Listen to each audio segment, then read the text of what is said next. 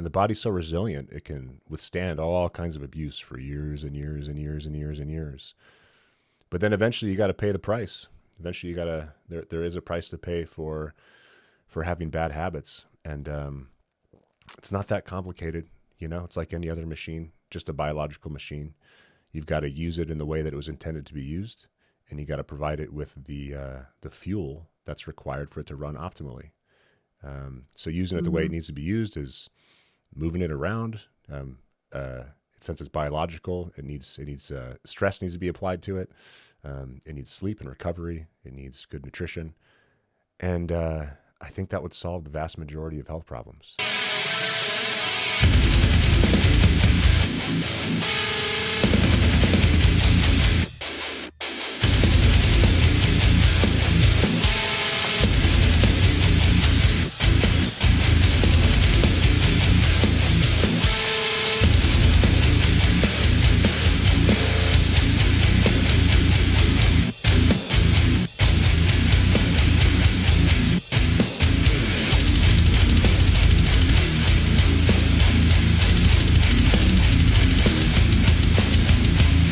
All right, today we're here with Dr. Megan Ye. She is Peter Ye's wife. She is a co-owner of Starting Strength Columbus. She's a physician. She's a professor. She's a lifter. We're going to get to know Megan today. So Megan, welcome. Would you mind giving us the down low on your medical background? And then I want to talk to you about your numbers under the bar.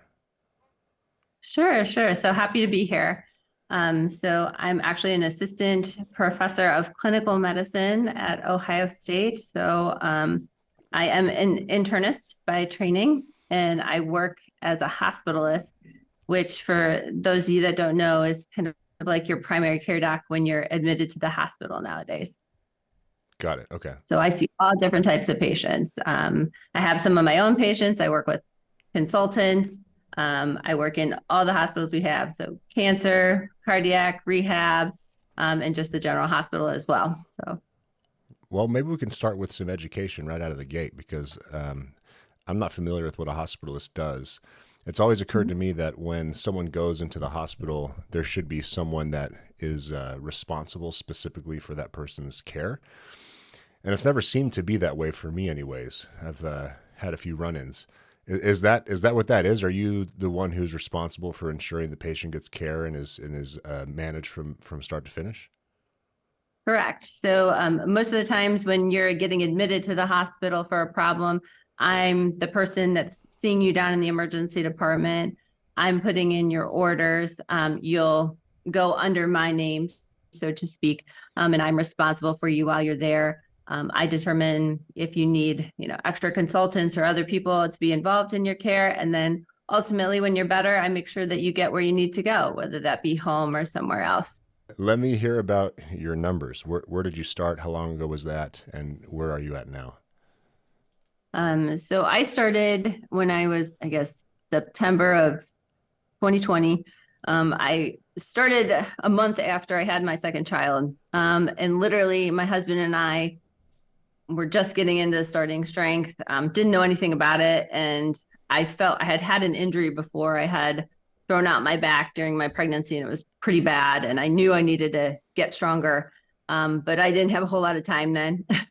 And so I literally started with 45-pound bar, and just kept, adding weight. And I think after, several months, maybe January, February, I was up into like the 170s, 180s in terms of a squat. I think I was deadlifting over 200 pounds. But by that time, we also really knew that we were doing a lot of the movements wrong and needed some help, needed some coaching. And that was when we were getting into, thinking about actually starting the gym. But progressing on now, I lift 2 days a week. My schedule is often kind of erratic, but now I squat consistently in the 230s for top sets. I'm deadlifting 300 pounds. I bench 145. That's my PR so far. So nice. And my work sets are pretty close to that. So yeah. What's your press like? My best press is 110. Usually I press anywhere in the 95s to 105s for my sets. I find it's hard to go up, especially with the bench and the press, because I just don't do them a whole lot. Yeah.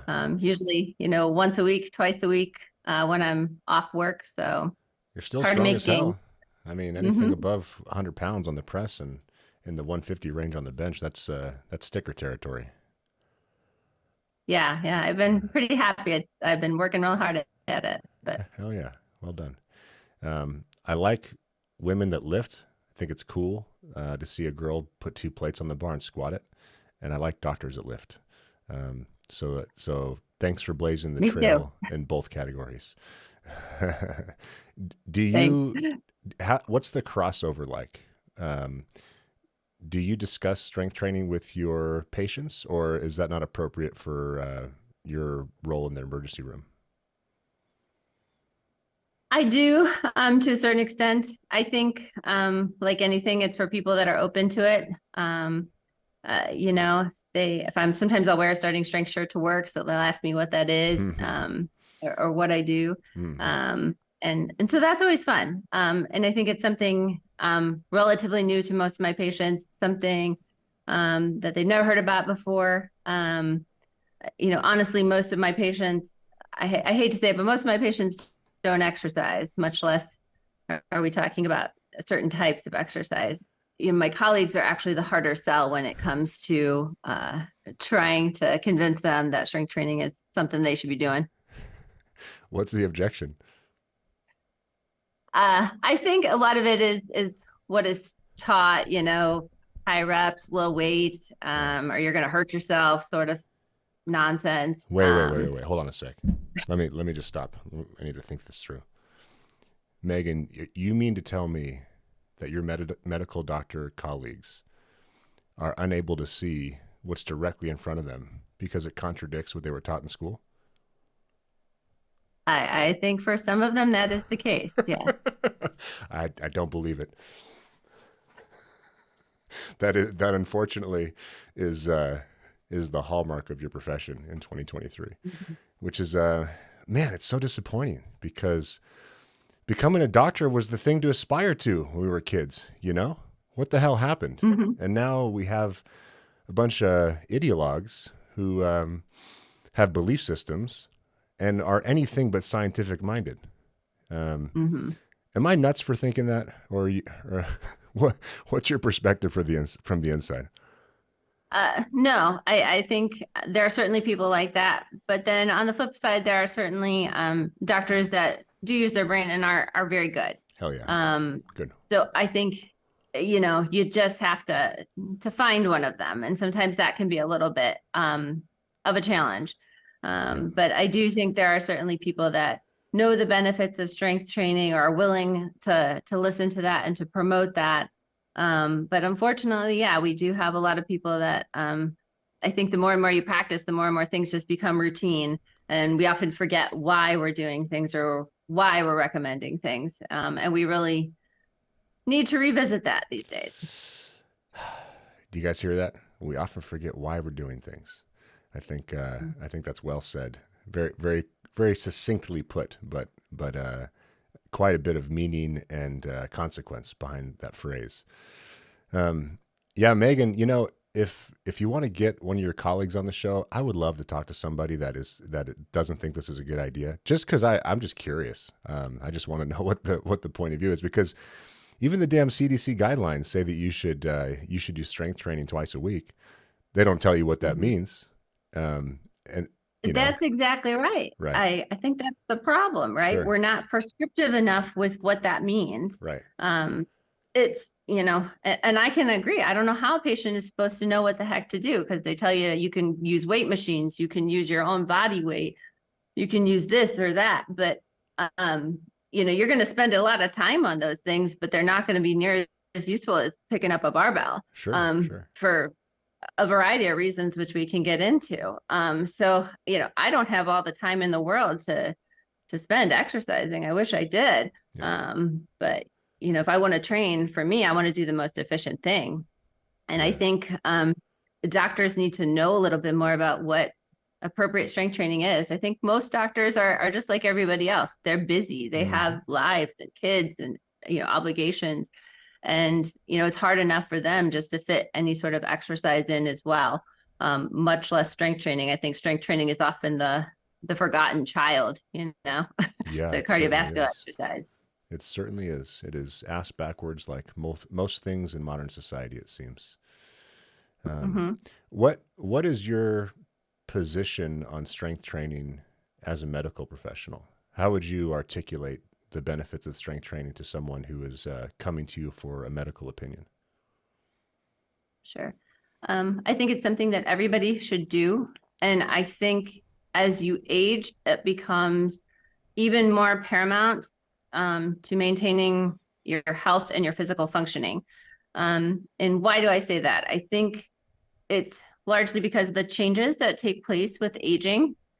So I think most people don't realize that you kind of reach the peak of your muscle mass, your lean muscle mass, and also your bone mass by the time you're in your late 20s to 30. And from then on out, you are steadily losing lean muscle mass, usually about 5 pounds per decade. And you're also losing bone density, usually at a rate of about 0.5 to 1% per year. And then women have this even bigger drop off when you get to menopause, which is around age 50. So I think because of those two things, say I went from 30 to 70 and I lost 20 pounds of lean muscle mass. That equates to physical strength, but that also equates to physical functioning. That also equates to your metabolic rate declining, because most of our basal metabolic rate is due to our lean muscle mass. So if you lose that, basically people aren't functioning as well. They're developing worsening insulin resistance. This is the whole reason we say people become more insulin resistant as they age. They're more susceptible to these, dangerous health outcomes like metabolic syndrome, like diabetes. And again, overall functioning, I think that's what people are looking at. Your function declines. Same thing with your bone mass over time. And so I think if you're not doing something to counteract those age-specific declines, you're going to end up to the point where you can't do that cardiovascular exercise that you want to do, where you aren't able to do the hiking and the enjoyment of retirement that you want to do, because your strength is not where it should be. And you're also not going to be as resilient when you do get the inevitable injury or illness that comes with aging. Shit. Um, You after you saying that, I feel like our owners should all be medical doctors because that was convincing. That's perfectly said. I'm assuming none of your colleagues have an issue with the way you articulated that. They probably just battle with you when it comes to implementation. Is that correct, or would anyone take issue with what you've said?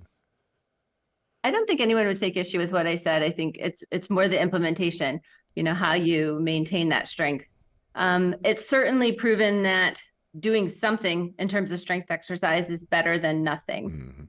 So you look at strength overall, and people that perform some sort of strength exercise, their all-cause mortality from any cause is about 15% less than the average person. And if you do strength training with cardiovascular training together, you're about 20% less.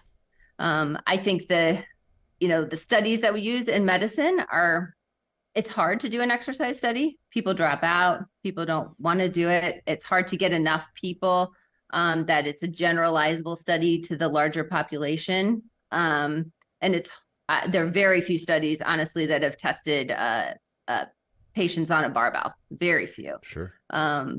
But even people doing, like I said, little dumbbell weights and resistance machines and stuff, that is the data that overall your all-cause mortality is going to be considerably lower than the average person. So Yep. I think, for people like us, I'd love to study the populations in our gyms, because I'm sure it would be even better. Are you involved in the research side at all, since you're also a professor? I am not. I usually, if I do anything, it's usually more clinically related and kind of hospital throughput outcomes, but I don't do any bench research myself. Gotcha. Yeah, I was curious about the way the research world is going down these days. I have some peripheral awareness about the sources of money and the incentives and the stuff that is studied versus the way it isn't studied, the quality of the studies being done and the qualities of the quality of the journals that they're being published in. Do you follow this stuff closely at all? Do you have any opinion on any of that stuff, or? I do. I think in general, you can kind of say that conditions that are more common are going to get more money and are often well-funded, heart disease, diabetes. But there's certainly a lot of bias that goes into all of that, right?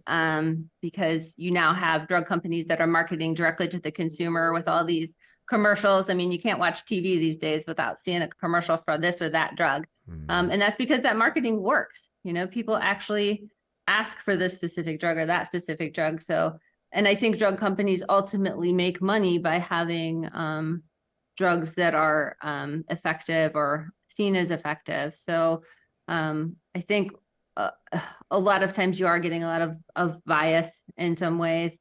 But at the same time, there's a lot of other conditions, say like infections, that we've rarely developed new antibiotics for in years, because it's just not a huge moneymaker. Yeah. Yeah. So I see what you're saying when you say that the most common conditions are the ones that get studied, with the caveat that the solution is profitable for the people funding the study, and for the people providing the solution. If the solution isn't profitable, it's probably not going to get studied. I think a good example of this is, I'm not sure if you're following the peptide space at all, but BPC 157 is all the rage. I've got a close friend of mine who's suffered from IBS for years, and BPC 157 did the trick and also helped him with some joint pain and stuff. And it's a pretty clear cause and effect. And a lot of guys that are interested in solving their own problems outside of the standard medical protocol are well aware of this, and it's kind of tribal knowledge amongst those of us that care to look at things ourselves. And I just fear that simple solutions like that may never get the attention they deserve, because you can't make some exotic patentable drug that a Pfizer or a Moderna can profit heavily from. Is my perspective as an outsider skewed, or do you think I'm relatively on the right track? I think you're on the right track with certain things. My husband often talks to me about, testosterone therapy and, why that's not more generalizable to the masses. And I just don't think I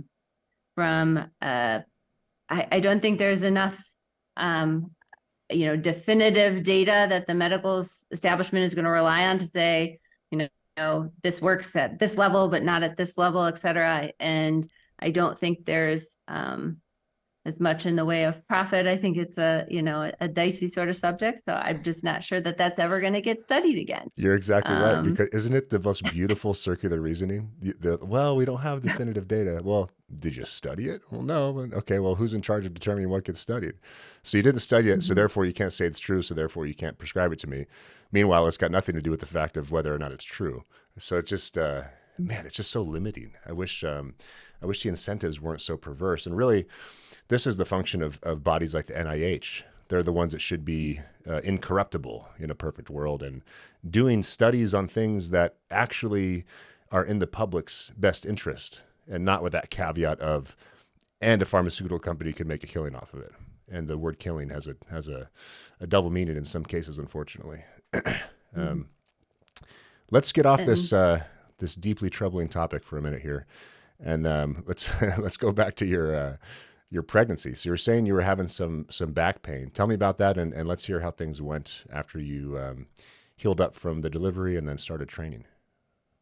Sure. So that was actually the second time I had slipped a disc in my back. So right after high school, I was an athlete in high school, and I started running. And then in my early 30s, I got into running half marathons and things. And I think after one of those was the first time I threw out my back. It wasn't too bad. I was able to kind of get back to things really quickly. Never had to see anybody for it. But speed ahead, I had a couple kids again. And I was just literally, at this point, I was pregnant with my second child, and I was bending down to pick up my daughter. And I just felt something go. Mm. And at that point, I was 32 weeks pregnant. Oof. You can't take any NSAIDs or any all the good things. Oh, you poor thing. The doctors won't let you. So I just sat for a week and a lot of pain. It made the delivery seem like nothing. Moms are so So tough. All you dudes that think you're yeah, tough, go so go hang out with a pregnant woman.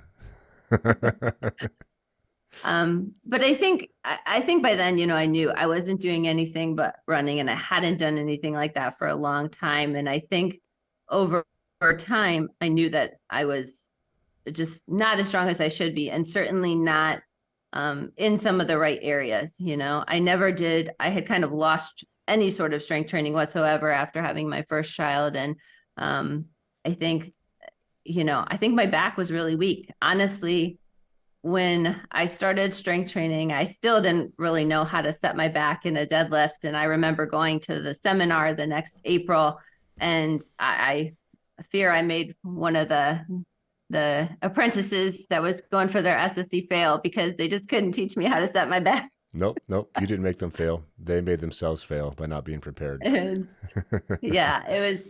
If you can't get a I female, learned because from that. women have bendy spines typically. So if you can't get Yeah. normal body weight woman to set her back, that is a coaching problem and not a training problem. So you can relieve yourself of that guilt. All right. Thank God. But but no, I mean, the funny thing was, the stronger I got, I think one of the great things about strength training is that I can feel muscles that I have never felt before. Mm. It took me a long time to be able to feel my lats, to be able to, feel some of these muscles that I'd never moved. And I think that's because they were just not ever exercised Yeah. before. Yeah. And, as I got stronger, I didn't, I think I had one kind of back tweak with a deadlift while I was initially starting, but other than that, my back feels great now. Nice. And I don't have the pain. I think my flexibility has gotten a little bit better, which was a major thing that I lost with the first time that I slipped a disc. And I just I think mentally, I don't have that worry that something's going to happen again in the future. That's huge. And that's honestly more of a relief than anything. Yeah. When you sign up for a clinical trial, for example, one of the main questions they ask you is, does this affect your quality of life, or do you fear that there might be a negative outcome because of this condition that you have? And that psychological load is a serious burden to bear. So, well done on taking steps to improve your situation. Having a strong back is great. I've suffered from back issues my whole life. I was in a sledding accident when I was just a kid, and never had a diagnosis or anything. But I walked poorly for several months. I couldn't jump for over a month. Something, I don't know what I did back there, but that was the beginning of a lifetime of back problems. And my back still isn't, it's definitely not perfect, but I know I can feel that the muscle surrounding my spine is protective, and I'd hate to imagine what sort of condition I'd be in if I didn't have a big, strong back. So applies to all human spines, male or female. You've got this, we're bipeds. You've got all this load on these vertebral discs, and you can support that load with a nice, thick scaffolding of muscle, and that applies to both sexes. And that's protective and improves your function, and is nothing but positive as far as I'm concerned. So having a strong back is crucial. And if you deadlift with your hips high, you're going to get a lot of work on that back, because it's got a whole big range of motion to go through as you extend your hips. And if you do the same and bend over in the squat, you subject your back to quite a bit of load and moment load at that, and then you've got to overcome that and keep your back in perfect rigid position. And then over time, it gets stronger because the function of your back muscles are isometric. So you keep your spine in perfect anatomical position by engaging your back muscles isometrically, and then you slowly increase the load over time, and lo and behold, your back gets stronger and life gets better. So this is one of those things I wish the medical community would understand, because, I mean, what percentage of, I actually knew at one point, like what percentage of sick days were caused because of back pain. It was in the double digits. I don't recall offhand. The amount of suffering that people endure, the number of people that have become addicted to legalized heroin as part of our wonderful medical system. is significant due to back pain that is probably resolvable in a lot of instances. Do you have Mhm. any reflections on how you've solved your back problems versus what you're seeing every day in the field? And I also note as I asked you this question that one of the main problems is that other phrase loaded with meaning that you dropped on us, which is most of my patients don't exercise. Most of my patients don't exercise. That's not a Mhm. coincidence. But so that aside, what do you see? Because as an outsider looking in, it feels like this should just be prescribed. I prescribe you need to go deadlift at least once a week, and here's a gym nearby that can do it safely for you. Yeah. We don't do this well, I don't think, as a medical profession. Uh, very commonly, I think the thing that irritates me the most is when one of my lifters says they're having a tweak, says they're having some pain in a joint or something, and they go to their physician, and their physician tells them, may take x-rays, you have a little arthritis there, you should stop. You should not do this anymore, and you should rest. That drives me insane because people are not going to get better. You're not going to physically improve yourself unless you do something that is um, of an intensity that is going to drive an adaptation. And so, the most common thing physicians will prescribe for people is walking. You have to do a heck of a lot of walking for a long period of time at a really fast rate, and you're only going to get so much benefit out of that. It's not going to make your back Um, stronger. yeah, and it's just not going to work, Yeah. right? If you're a, perimenopausal woman and you're losing bone mass, you're going to have a fragility fracture in your back or your hip, most likely. Those are the places that cause the most morbidity to a woman. You Yeah. need to do an exercise that is putting a load on, the muscles of your back, the muscles of your hips and your glutes, where you're actually going to put a stress on that bone to increase bone turnover and cause new bone formation. Yep. And you can't do that unless you're doing an exercise like ours. I mean, that's the great thing about a barbell. It's you can infinitely add weight. It's a compound lift. You have to involve numerous muscle groups, and you have to balance all the time while doing it, Mm-hmm. which helps you in other ways, helps to prevent falls as you age, all these things. I just can't believe that more people aren't recommending it. I think there's a lot of concerns about safety and doing it effectively. And I think a lot of physicians think patients are going to see the personal trainer. And believe me, we know that you can go and get a personal training degree in a weekend and go work in a Globo gym. Mm-hmm. And I am sure that, I have seen it. I'm sure a lot of orthopedists have seen, some significant injuries from people that go to personal trainers like that and, get injured. But I think with the proper technique, with the proper coaching, the proper programming, rest, recovery, and with the proper load, you can really make a significant difference. That's why strength training works so well. And the type of training that we do is especially effective. One of my biggest gripes with the medical culture in this country is my perception that most MDs are thinking one layer deep. So, okay, you just told this gal that she has arthritis in her back. Who doesn't, first of all? And you've just suggested that she become sedentary to resolve that problem, Mm-hmm. even though you know that that's not going to resolve arthritis. And even though you know that the deadliest thing you could do is be sedentary. So, Mm-hmm. doctor, yes, you're telling me the solution to this immediate problem. It's kind of a half-baked, dumb solution. But what about all of the unintended consequences? What about my body as a system and my life as a whole? How come you're not thinking about that? And this is across every medical field. I just had this experience yesterday. I went to my dentist appointment, and I can't help myself. I just kind of like to see how people think. So I used to have an appliance that I wore at night for teeth grinding. So I asked about it. I was like, I was curious. That's made of plastic, right? Yeah. All right. Well, those things wear out, don't they? Yeah. You got to replace them every so often. Okay. Well, Where does all that plastic material go? Well, you ingest it.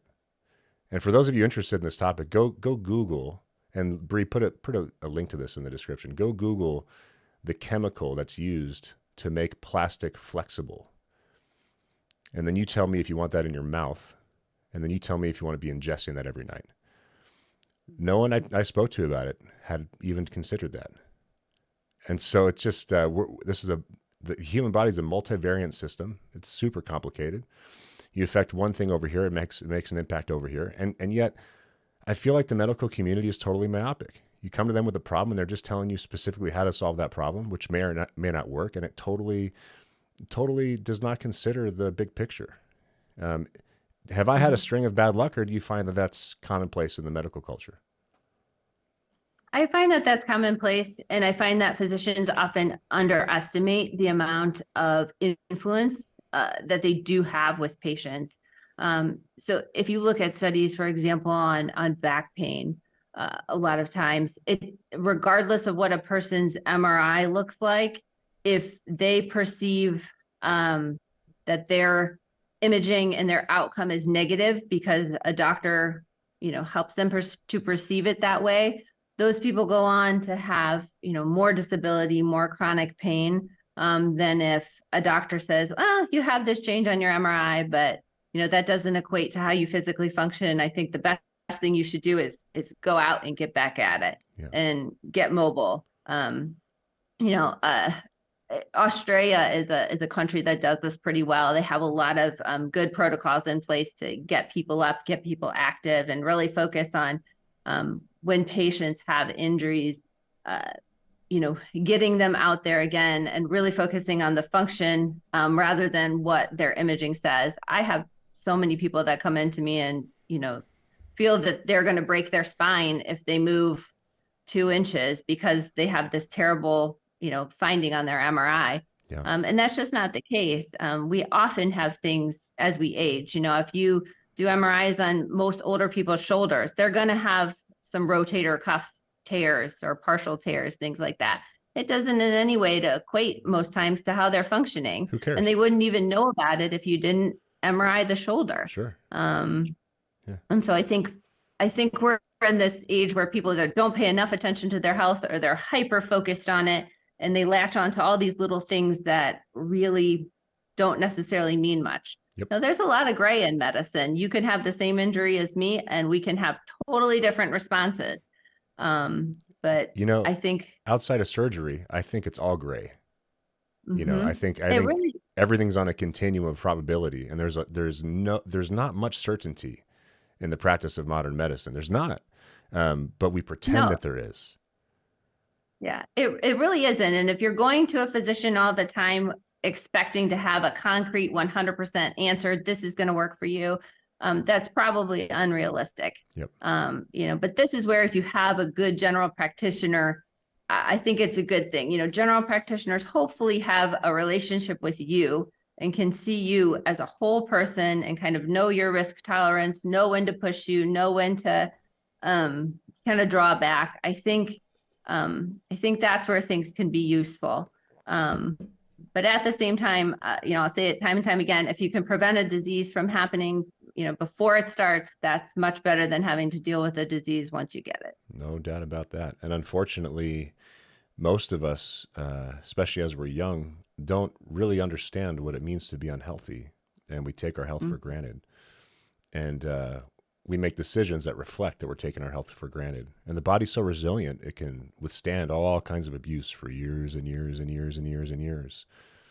But then eventually you got to pay the price. Eventually there is a price to pay for having bad habits. And it's not that complicated. It's like any other machine, just a biological machine. You've got to use it in the way that it was intended to be used, and you got to provide it with the fuel that's required for it to run optimally. So using it the way it needs to be used is moving it around.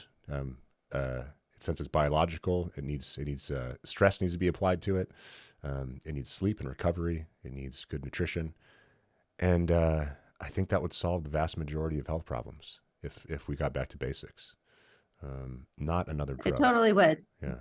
Yeah. Sleep, nutrition, and doing the right kinds of exercise 85 to 90% of the time. And I think that's where most people, go wrong, is we lose that consistency because life gets in the way. And you really, really have to prioritize those things if you want to maintain good health throughout your life. Yeah. We can't change our genetics. We can't change bad luck. We're going to get injured. We're going to get ill.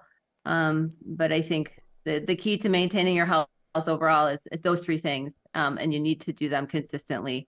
And really, there is no quick fix in medicine for any of those things. That's developing good behavioral habits is really what health is all about. Yeah. Yeah. The health starts up here with your understanding and Mm-hmm. your commitment. And then it percolates down from that point. Megan, I think it's kind of cool that you're a runner. I think a lot of people have a misconception that we're anti-running, and Mm-hmm. I don't think we're anti anything. I think that we are clear about what is useful for gaining strength and what is not. Um, Mm-hmm. but if you're already strong and you enjoy running and you do it in a low impact way, I think that's great.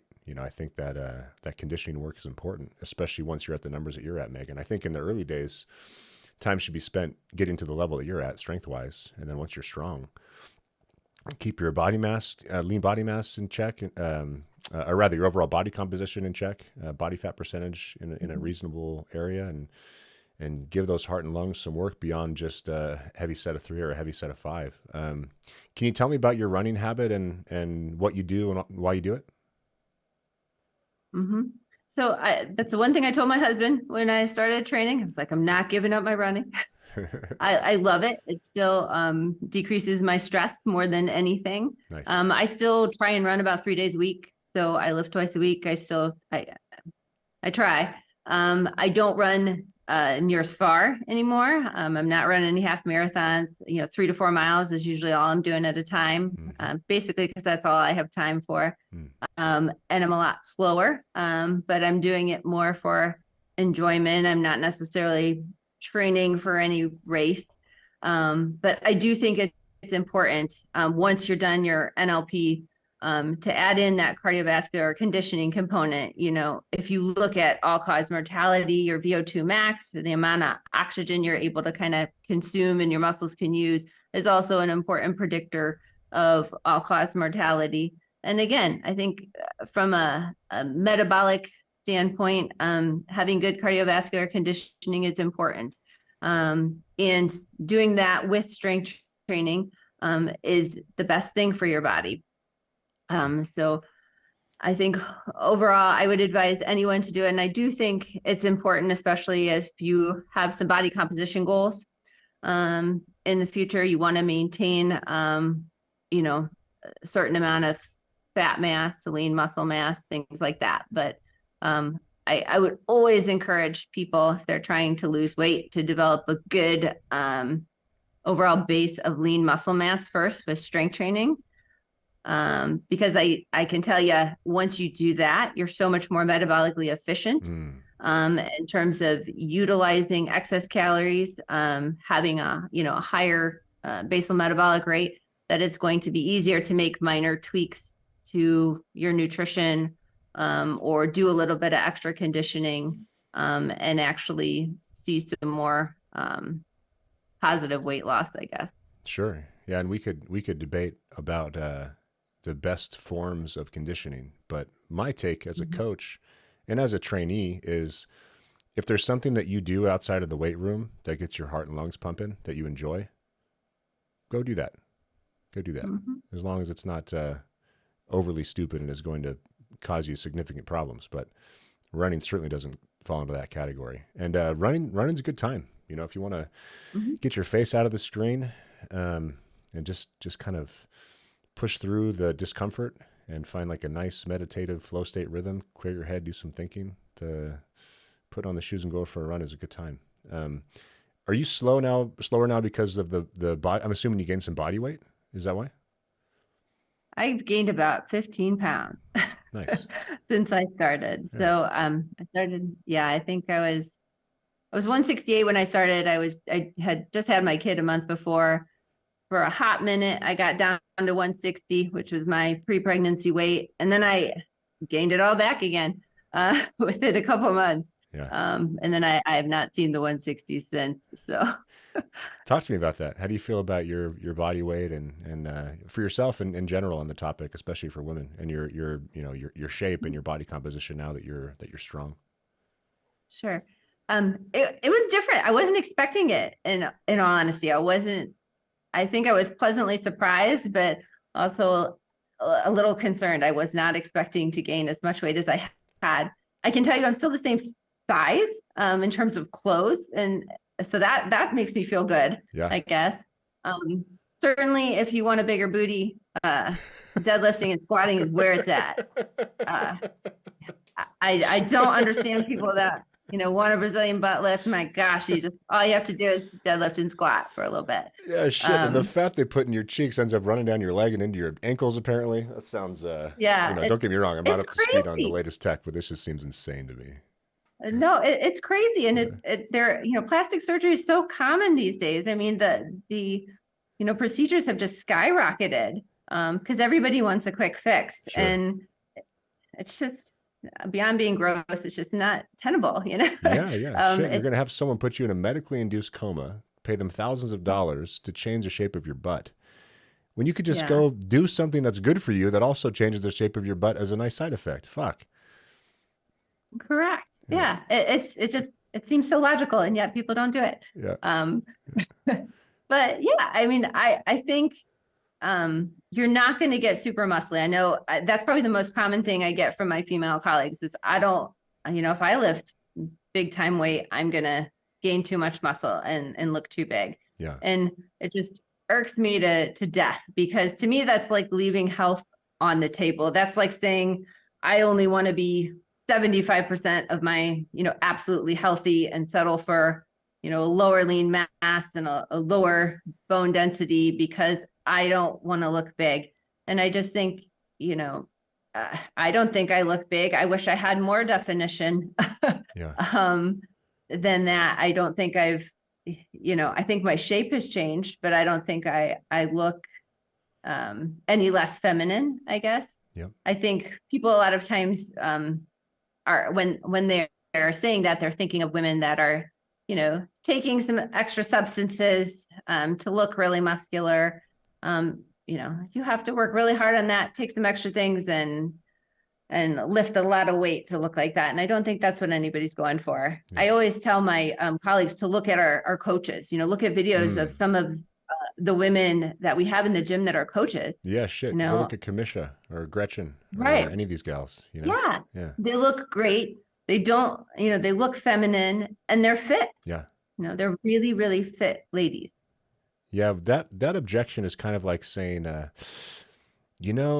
clean up my diet a little bit, but I just don't want to get too lean.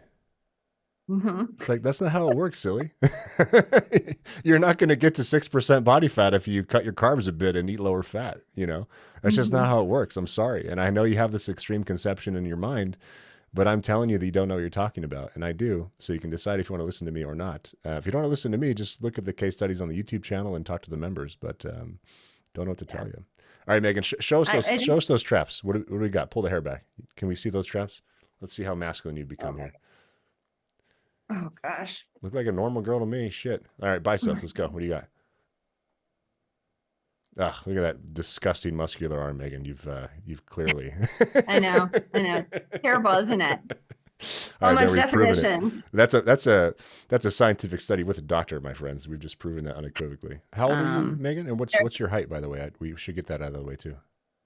Mm-hmm. So I am 41 and I'm 5'7". 5'7", and what's your current body weight?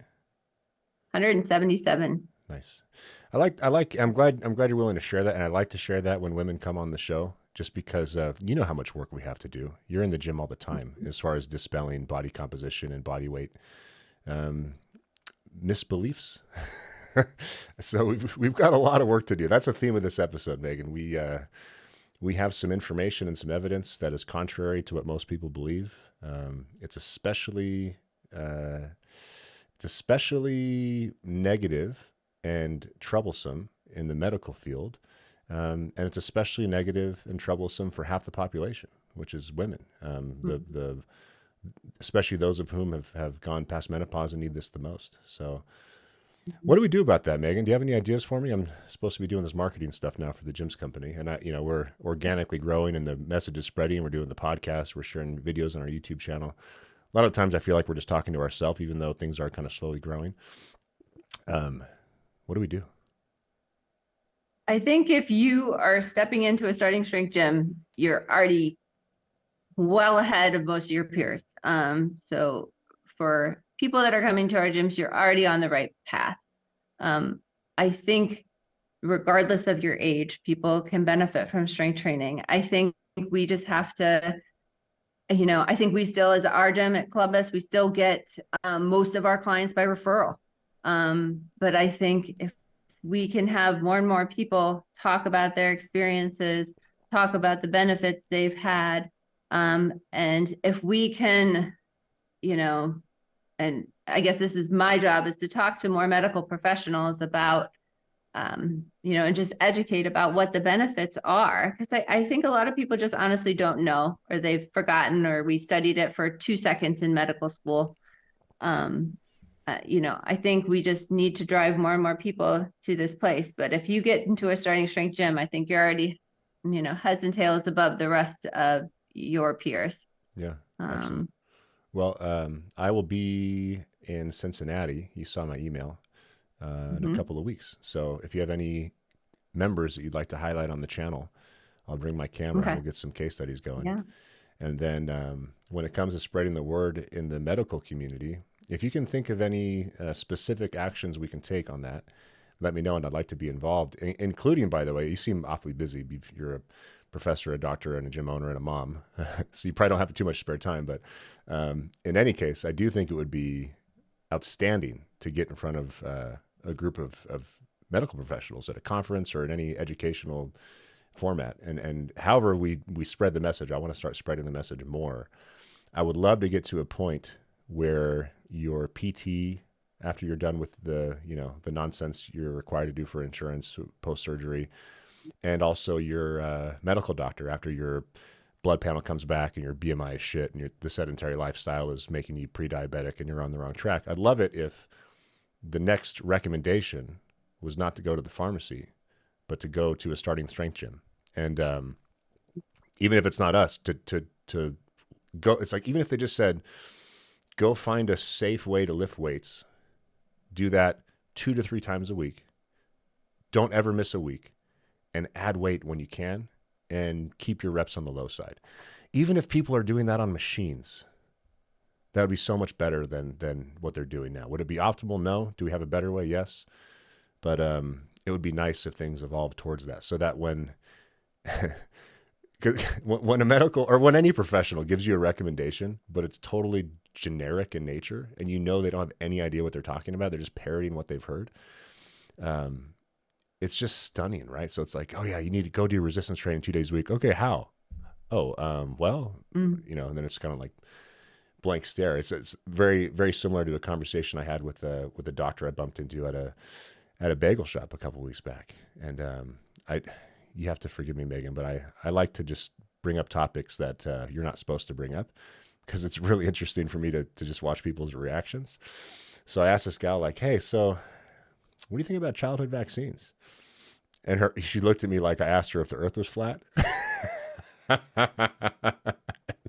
And I said, and she said, oh no, they're great, and they prevent disease, and you should take them. And I said, yeah, no, I understand what the story is. I'm just curious. Like, so for example, hepatitis B.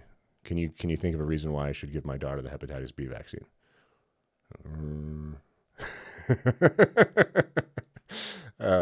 So it's interesting when you peel the layers back. And by the way, Megan, I know that you enjoy learning things, and I know the audience does too. I'm reading this book called Turtles All the Way Down, which is an investigation. Apparently, it's anonymous criminal investigators from Israel that dared to look at the way vaccines are studied and brought to market. and it's pretty interesting. So we'll link to that in the description too. I would love to hear your input on something like that. And I've got a post on the forum on this topic because unfortunately, I'm not in a position where I'm willing to trust anybody I don't know, especially not a bureaucracy and especially not a random person that has a title, because I do my best to avoid credentialism. So I'm certainly not just going to blindly trust the CDC schedule for childhood vaccinations. So I'm doing my own research and I'm finding that it is a minefield. It's an absolute minefield. And the dissenters, whenever there's a dissenter that cites data and has good arguments, I always go to find the counters to their arguments. And the interesting thing is I only find smears about their character, never the counters to their argument, especially Dr. Sears. So yeah, I no need to respond unless you want to, but this is just a fascinating topic for me. And I love how what we do impacts health overall. And I'm just fascinated by the way our culture manages people's health and all of the incentives that exist and the structures that exist and the system that's in place. And I find it all very bizarre, fascinating, somewhat disappointing, and in some cases encouraging, as you've mentioned at the beginning of the show. Bree, please link to the forum post where I wrote a forum with the subject, Forbidden Conversation, Childhood Vaccination. And Megan, I have a few thoughts that I've shared in there. And I'm just trying to purely look at this from an objective point of view. Like if I'm an alien that landed on this planet and there's a standard way of doing things, I'm just trying to verify that way of doing things is optimal, you know? I would love your opinion on that. And I would love to be educated if I'm missing something, because this is a critically important decision. I can't think of anything that's more important, you know? So yeah, I'd love your input. I've got one more question for you on the medical stuff, and then I want to ask you about gym ownership. What's the curriculum like in college? Is there stuff that is clearly not true that the staff is being requested to pretend is true? For example, I guess, is the curriculum where it needs to be, or do we have as many flaws as I think we do in the way things are being taught? So I do teach about 25% in the medical school. So, so I know a little bit about the curriculum. I think there is so much to medicine. It's hard to get it all in. So your first 2 years of medical school are typically just book learning, learning about diseases. And then the second 2 years are typically learning from patients on the wards. But, there are diseases that I remember learning like literally one line on in medical school, and I will have patients that come in with that disease. There are diseases like cardiovascular disease that you spend, weeks to months on. But overall, medicine is a life learning subject. You kind of have to continue, and it's on the onus of the physician to kind of continue to read and look up things and, bring in their clinical experience as to how they would treat patients. I think you can give, even though you teach some physicians the same knowledge, I think you can give them a patient later on and they can come up with two totally different interpretations of what that patient has and how to treat them. Sure. And I watch House, I know. That, yeah. and that's largely because there is so much gray in medicine. Sure. And I think the interpretation of even some of the data that we have, depending on how you're looking at it, can be very different. Depending on how it was collected, if we're being honest. Correct. Yeah. And which articles you decide to trust versus not trust, and which kind of avenue you decide to take. So I think that's where patients are often frustrated and where there's often, not a set answer. And that's why I think, I want my patients to do their own research. I'm happy when they ask me questions, and I will give them my honest opinion, even if it's an I don't know, Yeah. That I just don't know enough about that topic. But I do think from a curriculum standpoint, I can tell you most medical schools are just overwhelmed. There's just not enough time to teach the students everything and also keep up with all the other things that we need to do, like their personal days and time off, and making sure they're, you know, mind, body health is sound, but then also, getting in their need to interview patients and, being able to talk to people appropriately. There's just so much. Sure. Sure. There's a You lot could to know. spend 10 years in medical school and not know everything. Yeah. Yeah. All right. Fine. I'll be more direct with my question. I'll cut to the chase, Megan. Does your school teach that there are two distinct biological sexes that cannot be changed back and forth? They will teach a difference between biological sex and how people identify. Okay, good, Put it that way. good, cool. That's sound. The lines seem to be blurring. We seem to be moving into territory where people literally think or are saying that you can actually change your sex, like your biological sex. Yeah. So, okay, good. But that's how we try and define it. Yeah, that's comforting. Thanks for telling me that. All right, let's end on a happy note, Megan. You can tell my skepticism and displeasure with the medical community is an all-time high. So, pardon my uncomfortable questions. This one will be fun. Tell me what it's like to own Starting Strength Columbus. Oh, it's great. That's great. I would highly encourage anybody, if you're interested, to do it. I think, the best thing for me is that I get to see people that actually care about their health and they want to get better. And you get all the good feelies when you own a gym, because you see people actually changing their lives and, getting better and functioning better. And then they bring in their families, and you get to meet everybody in the family. And that's the best thing, is the community that you have, and you get to build that up, and you get to kind of run the gym the way you want. And I think it's just great. It's always something I can get behind, is helping everybody to, achieve a better health outcome. So I never put it in those words. I never thought about it like that. That's a great point. Yeah, in the medical field, we don't get a whole lot of joy out of seeing people get better. That's not our average day. But in the gym, you're seeing people get better every time you see them, and you're seeing people make the right choices. No wonder why I like coaching more than I like riding on the ambulance.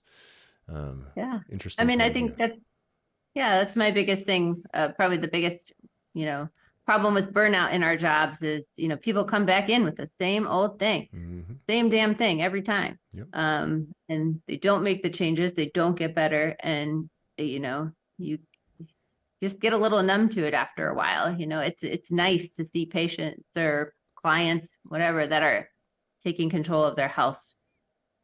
Yeah. One of my biggest problems is, I sometimes care about people more than they care about themselves, and that causes conflict. And if it's a stranger, that's totally inappropriate. If it's a loved one, it's a matter of just having tact and knowing when to push and knowing when to let off.